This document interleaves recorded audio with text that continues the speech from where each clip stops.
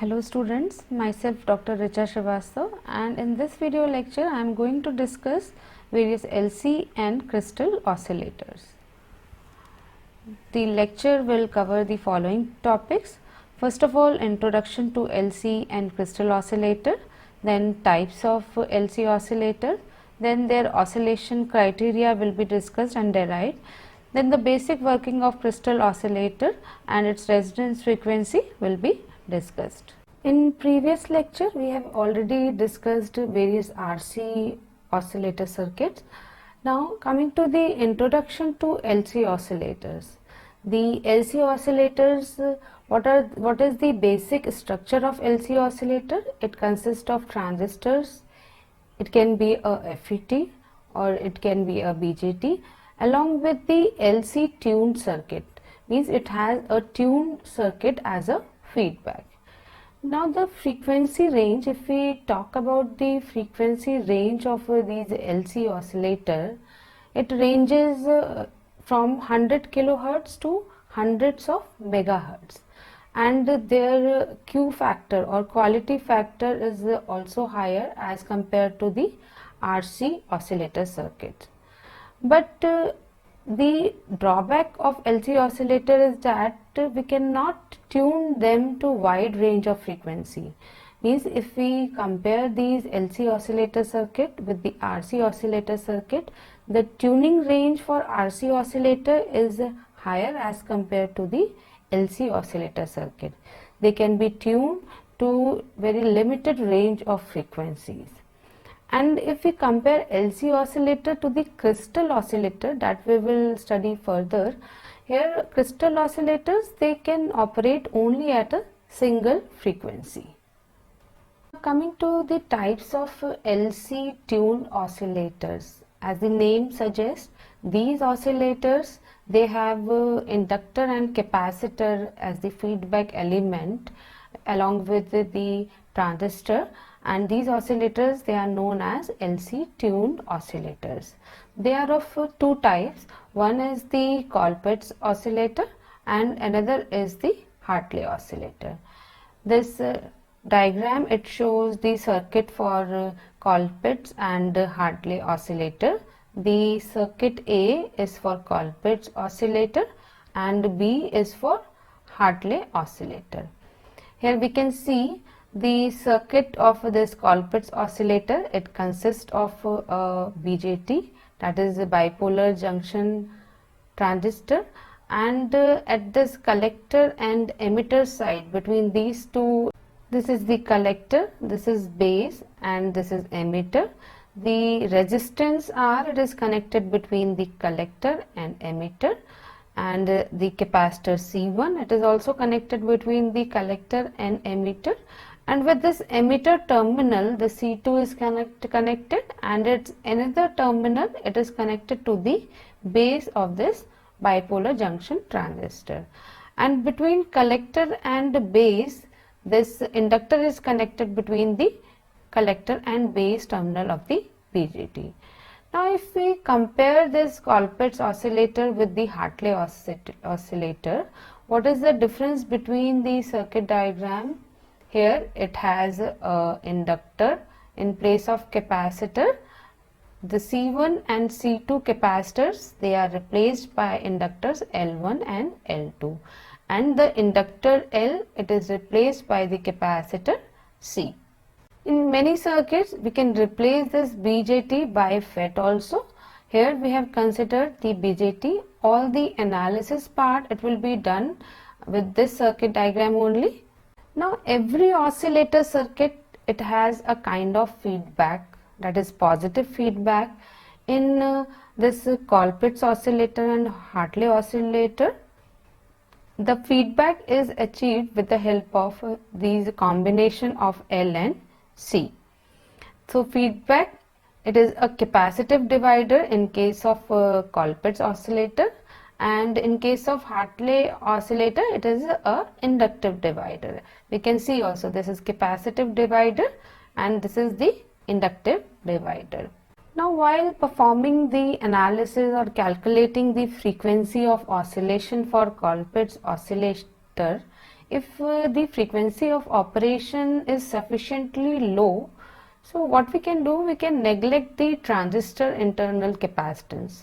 So we can neglect the capacitance of this bipolar junction transistor with respect to these capacitance C1 and C2. And the frequency of oscillation, what is the parameter that decide the frequency of oscillation? This parallel tuned network, this complete tuned network, which is the combination of capacitor and inductor, that will decide the frequency of oscillation, or we can say the resonance frequency of the oscillator. This parallel tuned circuit, it decides the frequency of operation or oscillation, or we can say the oscillating frequency of the oscillator. This combination of capacitor and inductor, it is known as the tank circuit. Why it is known as the tank circuit? Because it behaves as the reservoir for the energy, or it stores the energy. That's why it is known as the tank circuit. And the frequency of oscillation for the Colpitts oscillator, it is given by omega naught is equal to 1 upon under root of L multiplied by C1 C2 divided by C1 plus C2. So we will derive this frequency of oscillation, how this frequency of oscillation has been achieved, that we will see.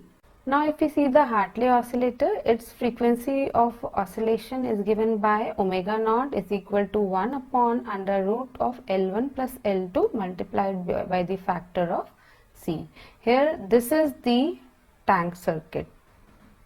The combination of L1, L2 and C, it behaves as a tank circuit, and the ratio of L1 by L2 and C1 by C2, it is very important because it determines the feedback factor, and these factors, they must be adjusted in conjunction with the transistor gain. Since we are having this BJT also, so along with the ratios of this inductor and capacitor, the gain of the transistor also, it should be adjusted so that we can achieve the proper frequency of oscillation for this oscillator. Now we will derive the condition of oscillation for the Colpitt oscillator. Now this is the circuit diagram for the Colpitt oscillator. To derive the condition of oscillation for this oscillator, first of all, we have to replace this BJT by its small signal equivalent.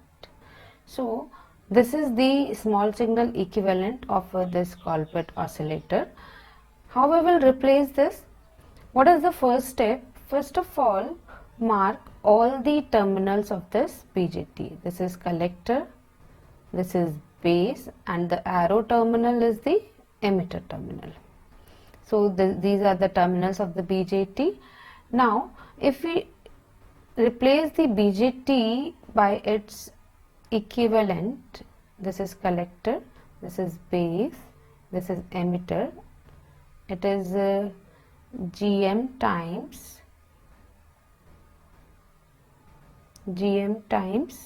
V pi, and here this is the base and emitter terminal. So and this is the collector and emitter terminal. So between the collector and emitter terminal, it is replaced by the dependent current source, that is GM V pi, where V pi, it is the voltage between the base and emitter. So similarly we can draw the equivalent for complete circuit also. So we will see here that the BJT part, it is replaced by the dependent current source GM V pi, and this is the collector terminal. Here this is the collector terminal, and this is the emitter terminal which will be at ground potential. Now here we can see between the collector and emitter, this is the collector and this is the emitter, a resistance R is connected. So between collector and emitter, the resistance R is connected. Again the C1 capacitor, C1 we can see it is collector terminal, so it is also connected between the collector and emitter terminal, C1 capacitor. So the C1 capacitor, it is also connected between the collector and the emitter terminal, or we can say the ground terminal. This is the grounded terminal. Then inductor L. Here we see the inductor L, it is connected between the collector and the base. So one of the terminal of the inductor, it is connected to the collector, and another terminal, this is the base, it is connected to the base of the BJT. Now if we see the capacitor C2, it is connected between the base and the emitter terminal. So here we can see also it is connected between the base and this is the emitter, that is at ground potential. So this is the complete equivalent of this Colpitts oscillator. Once we have drawn the equivalent, now we can do the analysis and we can find out the frequency of oscillation of this Colpitts oscillator. Now one thing we have to keep in mind in this circuit, equivalent circuit, that we have neglected the capacitance, internal capacitance of this BJT, and if we want to consider, they can be considered also, and they can be the part of the C2 capacitor. But in this, since we are assuming that the frequency of operation or oscillation, it will be low, so we have neglected all the internal capacitor of the BJT. Now once we have the equivalent of any circuit, we can derive the equations or criteria of oscillation by applying the KVL or KCL. So we will see how we can derive the equation. This is the equivalent. Now applying KCL at node C. At node C, if we see, these are the currents. And if we apply the KCL at node C, the equation will be, first current is GM V pi plus current across these resistor and capacitor, it will be, let's say voltage across C is VC. So VC divided by the parallel combination of R and C1. It will be R into 1 upon SC1 divided by R plus 1 upon SC1 plus another current. This current will be VC voltage divided by the series combination of this inductor and this capacitor. So it will be SL plus 1 upon SC2. So the equation will be this current plus this current plus this current, and it will be equal to 0.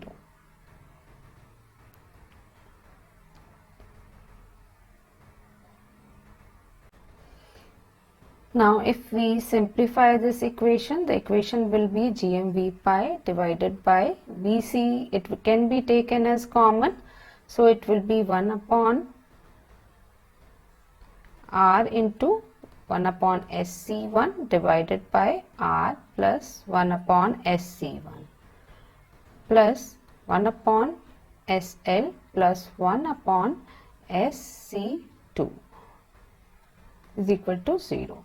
Now if we place the value of VC in this equation, now VC, it will be in terms of V pi. If we express VC in terms of V pi voltage, the V pi voltage is the voltage between the base and emitter of the BJT. It is VC is equal to V pi 1 plus S square LC2. So replace this VC by this equation, then we will get this final equation. So this is the final equation at this node. Now here for oscillation, when the oscillations they have started, it can be eliminated or it can be assumed that V pi, it is 0. So the terms of V pi, they can be ignored. So what will be the final equation? We can get the equation in this form, rearrange the equation in this form. Here we will get S cube L C1 C2 plus S square L C2 by R plus S C1 plus C2 plus Gm plus 1 by R is equal to 0. Now once we have the equation in terms of S, now what we can do, we can replace S by j omega. To get the frequency of oscillation, replace S by j omega. So here we can see, you can replace S cube S square S by j omega. So wherever there is S cube, we will get the term of omega cube, and wherever it is S, we will get the term of j omega, and wherever it is S square, the j square term, it will be minus omega square. So we will get the expression in this form. Now we have to derive the frequency of oscillation for this Colbert's oscillator. Now for oscillation to start, both real and imaginary part of this equation that we have derived, it should be equated to 0. So if we equate imaginary part to 0, what is the imaginary part? This is the imaginary part. So equating imaginary part to 0, we will get here C1 plus C2 minus omega cube L C1 C2 is equal to 0. This is the imaginary part. So we can get omega C1 plus C2 is equal to omega cube L C1 C2. So this will be omega square. So the omega square, it will be C1 plus C2 divided by L C1 C2. So omega, it will be under root of C1 plus C2 divided by L C1 C2. Now if we rearrange this equation, so the frequency omega can be omega naught, because we are finding the frequency of oscillation.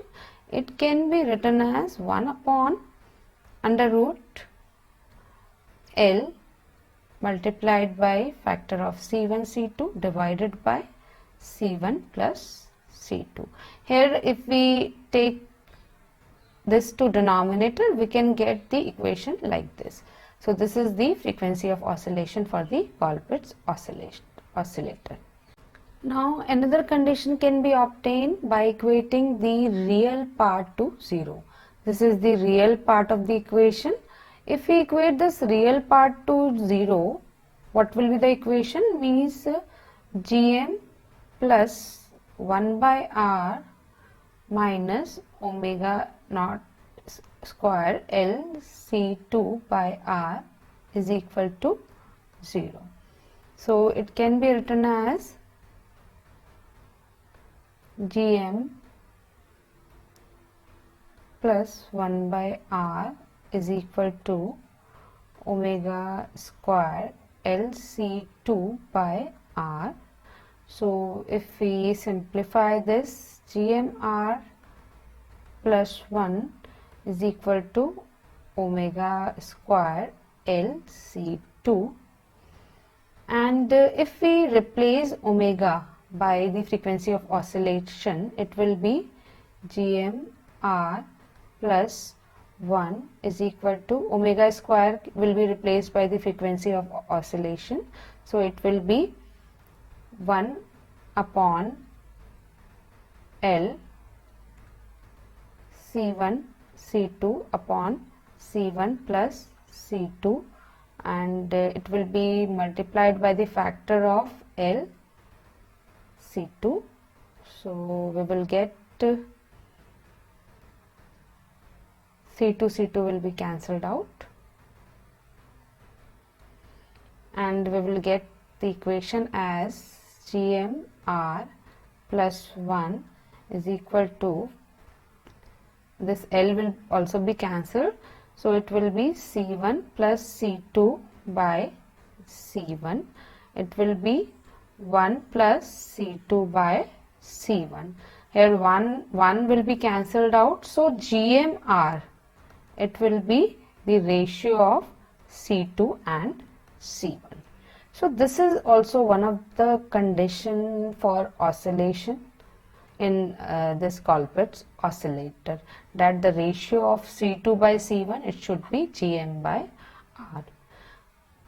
Now the physical interpretation for sustained oscillation, the magnitude of the gain from base to collector means this base and this collector, the magnitude of gain, that is GMR, it must be equal to the inverse of the voltage ratio provided by the capacitive divider, that is C1 and C2. Now for oscillation to start, the loop gain, it should be made much greater than unity, and that is the required condition for Barkhausen criteria also, and it can be stated as GMR, it should be greater than C2 by C1. This is one of the condition that is required for the oscillation. Now as oscillations, they grow in amplitude, the transistor's nonlinear characteristics, it reduces the effective value of GM, and if the effective value of GM is reduced, the loop gain, it should be reduced to unity, and thus the oscillations, they will be sustained, which is the required condition that we have read also in the Barkhausen criteria, that loop gain, it should be reduced to unity. So by calculating the equation and by equating the real and imaginary part to 0, we have calculated the oscillation criteria for the Colbert's oscillator. Now similarly, we can go for the Hartley oscillator also. We can find out the frequency of oscillation. Now next oscillator is the crystal oscillator. It has the resonance properties which are characterized by large inductance L, and its value is as hundreds of henries. And this crystal oscillator, it has very small series capacitance Cs.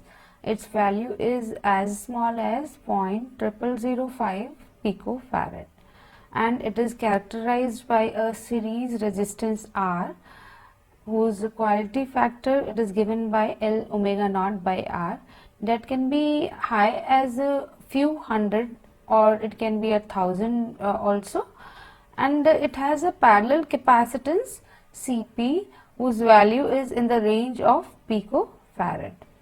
And between the two parallel plates of the crystal, these capacitance and these capacitance, inductance and these resistors, they exist, and there is a condition that the capacitance Cp, it is much greater than the capacitance Cs. Here we can see the diagram also. This is the equivalent, this is the crystal oscillator, this is the equivalent circuit. It can be represented by this equivalent circuit. It is having a inductor, a capacitor, these are the capacitor, and this is the resistance. And this crystal oscillator, it can have a inductive value, it can have a capacitive, it has two resonance frequency. One is the series resonance frequency and another is the parallel resonance frequency. This is the omega p and this is omega s, that is series and parallel resonance frequency. Now in crystal oscillators, since the Q factor is very high, we can neglect the resistance R and express the crystal impedance as this. How this crystal impedance has been represented?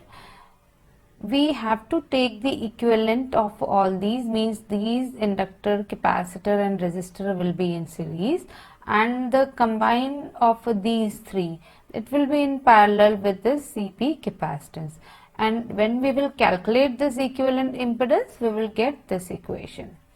Now this equation, it can be manipulated if we take the LCM. This equation, it can be manipulated to this equation, that is the equivalent impedance Zs, it will be 1 upon SCP, and S square plus 1 upon LCS upon S square and bracket Cp plus Cs divided by LCS into Cp. Now this crystal oscillator, it has two resonance frequency. One is the series resonance frequency and another is the parallel resonance frequency. The series resonance frequency, it is given by omega s is equal to 1 upon under root LCS, and the parallel resonance frequency is given by omega p is equal to 1 upon under root L, and with the CS Cp divided by Cs plus Cp. Now if we put S is equal to j omega in this equation and replace the equation in terms of omega s and omega p, the equivalent impedance can be represented by this equation. And in this equation, if Cs it is much smaller than other three capacitance, then the resonance frequency, it will be equal to omega naught is equal to 1 upon under root LCS, and this will be the resonance frequency, or we can say the frequency of oscillation of this oscillator. So in this way we can get the resonance of this oscillator or oscillating waveform through this oscillator. The frequency of oscillation is given by omega naught is equal to 1 upon under root LCS. Now the working of this oscillator, it will be more clear by this numerical problem. Consider a 2 megahertz quartz crystal. It is having L is equal to 0.52 Henry, Cs is equal to 0.012 picofarad, Cp is equal to 4 picofarad, and the value of resistance R is 120 ohm. We have to find out the Fs frequency, series, and Fp parallel frequency, and the quality factor Q. To find out the value of Fs, Fp and Q, first of all we will write down the equation for omega s. It is 1 upon under root L multiplied by the capacitance Cs. Now here in this numerical we have to calculate the value of Fs. So omega s, it can be written as 2 pi Fs is equal to 1 upon under root LCS, and it can be further simplified as Fs, it can be written as 1 upon 2 pi under root of LCS. Now we have to place all the values, that is the value of inductor, the value of capacitor Cs.